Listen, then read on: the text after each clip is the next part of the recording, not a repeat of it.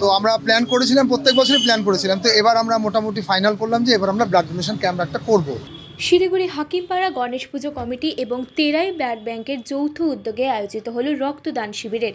মূলত হাকিমপাড়া গণেশ পুজো কমিটির ৫ম বর্ষের এবছরের পুজোতে সমাজসেবামূলক কাজের চিন্তাভাবনার ফলস্বরূপ এই রক্তদান শিবিরের আয়োজন করা হয় বলে ক্লাব কমিটির পক্ষ থেকে জানানো হয়েছে। তাদের এই মহৎ উদ্যোগকে সাফল্যমণ্ডিত করতে তাদের সাথে একত্রিতভাবে এদিন যুক্ত হয়েছিল তেরাই ব্লাড ব্যাংকও। এদিন এই রক্তদান শিবির থেকে প্রায় ৬০ ইউনিট রক্ত সংগ্রহ করা হয়েছে বলে জানান ক্লাব কর্তৃপক্ষের সদস্যরা। এদিন সকাল থেকেই অনেক সাধারণ মানুষকে এই রক্তদান শিবিরের মতো এই মহৎ উদ্যোগে ক্লাব কর্তৃপক্ষের সাথে সহযোগিতা করতে দেখা যায় এবং তাদের এই উদ্যোগকে সাধুবাদও জানান তারা। আমাদের ৫ম বর্ষ গণেশ পূজা, তো আমরা প্ল্যান করেছিলাম, প্রত্যেক বছরই প্ল্যান করেছিলাম, তো এবার আমরা মোটামুটি ফাইনাল করলাম যে এবার আমরা ব্লাড ডোনেশন ক্যাম্প একটা করবো।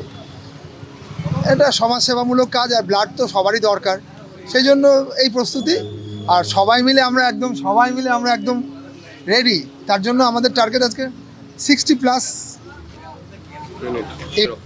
তেরাইয়ের সঙ্গে আমাদের চুক্তি হয়েছে, কথা হয়েছে, সেভাবেই আমরা করছি।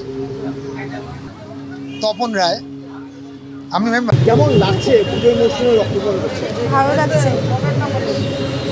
হ্যাঁ, আপনার নাম? মনিকা রয়।